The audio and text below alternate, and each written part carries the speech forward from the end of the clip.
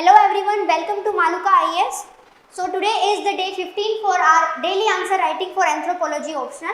We are doing the Indian anthropology of the paper 2, in which today we are going to see the question regarding the significance of village studies in India. You know, अभी हम 5.1 unit जो है उसको continue कर रहे हैं, which is basically talking about the study of the Indian villages and the effect of the globalization, the green revolution, the independence, pre independence agrarian structure of the villages. So वहाँ हमारा जो आज important point होने वाला है कि villages study को हमें स्टडी करने की ज़रूरत क्यों है, हमें उसको क्यों पढ़ना चाहिए. सो उसके ऊपर जो है आज हमारा फोकस होने वाला है. बेसिक जो हमारा रोड मैप होने वाला है दैट इज द सेम जो हमारा कल के क्वेश्चन में रहा था. इंट्रो जो है वो विलेज स्टडी से बेसिक सिंपल रहेगा और सिमिलर रहेगा. One more thing, but I want to tell you that you should have some generic introduction and conclusion for your answer. And एक यूनिट का अगर एक आपका इंट्रोडक्शन रहेगा that should be similar. अगर वो similar questions में आप अप्लाई कर सकते हो तो उससे आपकी जो प्रिपरेशन है वो और ज़्यादा ईजी हो जाएगी. So as we are going to see कि इंट्रोडक्शन में बेसिक हमें क्या चीज़ जानना है that कि 65% of the Indian population they are staying in the villages, and out of that 65% even 70% of the Indian population they directly or indirectly they depends upon the villages and the agriculture. So Indian villages sector is all about the agriculture. Why? क्योंकि वहाँ पर और कोई employment avenues नहीं होता है. But with the globalization वहाँ जो है जो basic जो sources हैं, other ways हैं for the employment avenues वो generate हुए हैं. बट अब हमारा जो फोकल पॉइंट होने वाला है that why we need to study the villages. सबसे पहला पॉइंट तो यही आ जाता है दैट कि जो विलेजेस हैं वहाँ पर हमारा मेजर पॉपुलेशन जो है वो स्टे करता है. सो अगर उस मेजर पॉपुलेशन का स्टडी हम करेंगे so on the basis of that study हम पहुँच सकते हैं कंक्लूजन पे कि क्या बेटर रहेगा, क्या बेटर नहीं रहेगा. सो उसके बेसिस पे हम जो है वो चीज़ों को मेंशन कर सकते हैं दैट कि वहाँ अगर स्टडी हम कर लें तो हमें पता चलेगा कि उनका कल्चर कैसा है. अगर कल्चर है तो उनके कल्चर में वुमेन को जो है पावर दी जाती है कोई डिसीजन मेकिंग की, क्या उनको फ्रीडम दी जाती है that they can choose for their employment, there education, क्या वो उनको अपॉर्चुनिटीज़ दी जाती है. तो on the basis of that हम अपना रिकन्स्ट्रक्शन प्रोग्राम मेंटेन कर सकते हैं और हम बाकी की चीज़ों को जो है सोच सकते हैं. सो इस तरीके से आप जो है अपना इंट्रोडक्शन शो करोगे.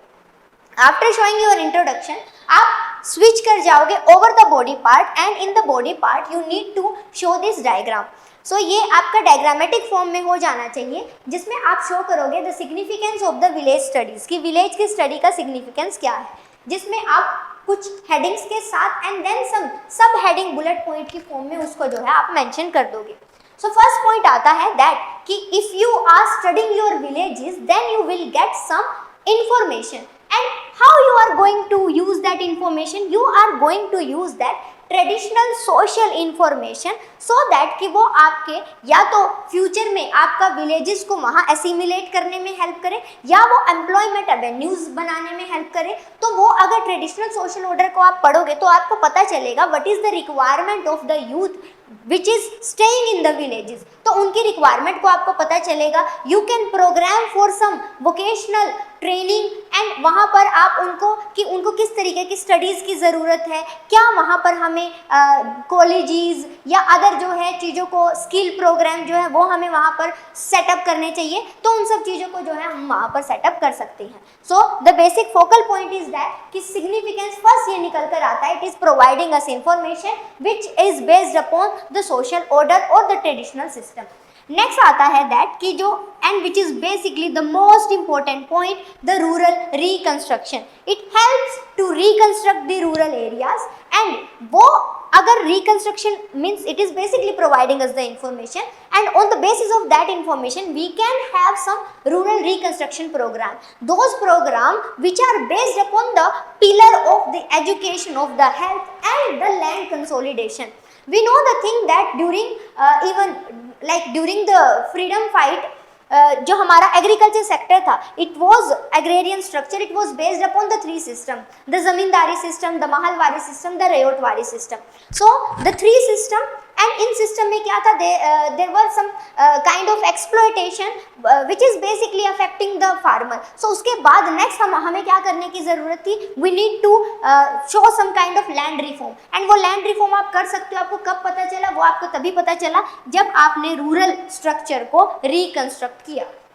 सो उसके बेसिस पे आपको पता चला that you need to do some kind of reform for the land sector, and वहाँ पर land consolidation, the abolition of the intermediaries. So वो सब चीज़ें जो है आपने करी.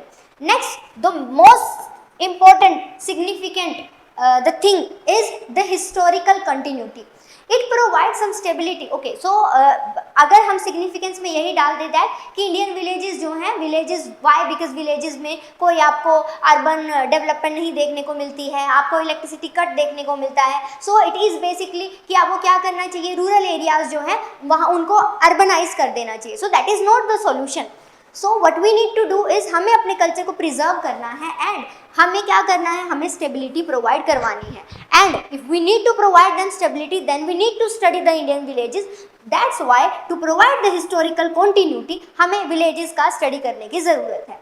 नेक्स्ट इंपॉर्टेंट पॉइंट आ जाता है which is called as the economic growth. 65% population dependent है, रहता है, 70% पॉपुलेशन डिपेंडेंट है. It means what, it means that कि अगर हमें इकोनॉमिक ग्रोथ करना है, जीडीपी को ग्रो करवाना है, तो हमारा फोकल पॉइंट होना चाहिए दैट कि हमें वहाँ के लोगों की रिक्वायरमेंट, वहाँ के लोगों की सिचुएशन का पता हो. And not only the quantitative. Why, because quantity wise तो दे आर रिड्यूसिंग. क्यों? क्योंकि माइग्रेशन हो रहा है this and that for because they are searching for the job. So हमारा फोकल पॉइंट रहेगा कि ये क्वालिटेटिव जो है एनालिसिस करता है, जिससे हम इकोनॉमिक ग्रोथ का जो हमारा प्लानिंग सिस्टम है, जो भी चीज़ें हैं जो उनको हम प्लान कर सकते हैं, प्रोग्राम बना सकते हैं, तो उसको जो है ये प्रमोट करता है. Next point is it helps in the planning process. As you know, earlier from the 1951 till the 2014 we were focusing over the planning, and जिसमें हम 5 ईयर के प्लान जो है इंट्रोड्यूस कर रहे थे. During the first 5 year plan, our major focus is over the agriculture sector, and agriculture sector representing the rural areas. But during the second 5 year plan, we focused over the heavy industries and the industrial structure.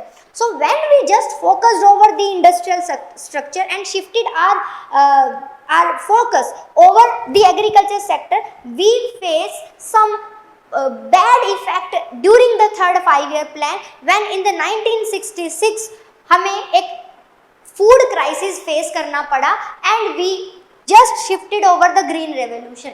सो इस तरीके से we need to understand that our whole economic structure is interdependent, it is interlocked. So we need to focus over the planning process, and that planning must be connected with the villages.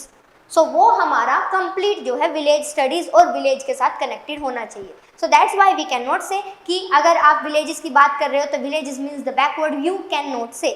So traditionally बात करें, culturally बात करें, economic growth के perspective से बात करें, historically अगर हम बात करें, या हम प्रोग्रामिक प्लानिंग प्रोसेस के बेसिस पे बात करें, तो हमारा बेसिक पॉइंट यही रहेगा कि विलेज का स्टडी करना is very much important. It is the prime important thing if we need to achieve the economic growth, the development. So not only the growth, the economic development, the inclusive growth with development of all the sector of the economy. So वहाँ पर भी हमें Indian villages की study की ज़रूरत पड़ेगी.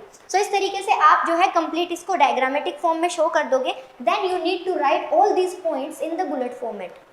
So here is your model answer. यहाँ आप पूरा complete उसको show कर दोगे by highlighting the anthropologist name, and then conclusion जो है आप provide करवाओगे, जिसमें आप बताओगे that exactly ये क्यों ज़रूरी है, पहले भी किया गया है और किस तरीके से करते हम उसको रहेंगे. So that's it for today. In the next जो हमारा डिस्कशन होगा वो भी हमारा यूनिट 5.1 के ऊपर ही होने वाला है, इंडियन विलेज सिस्टम के ऊपर ही होने वाला है. एज यू नो, सुबह 8 बजे आपको क्वेश्चन मिल जाता है, एंड देन उसका discussion and model answer. Anthropology optional के लिए 5 बजे आपको जो है डिस्कशन मिल जाता है, और उसके साथ ही जो ऑफिशियल टेलीग्राम चैनल है जिसका लिंक आपको डिस्क्रिप्शन में मिल जाएगा, वहाँ पर आपको जो है मॉडल आंसर भी मिल जाता है. So stay tune with us and thank you so much.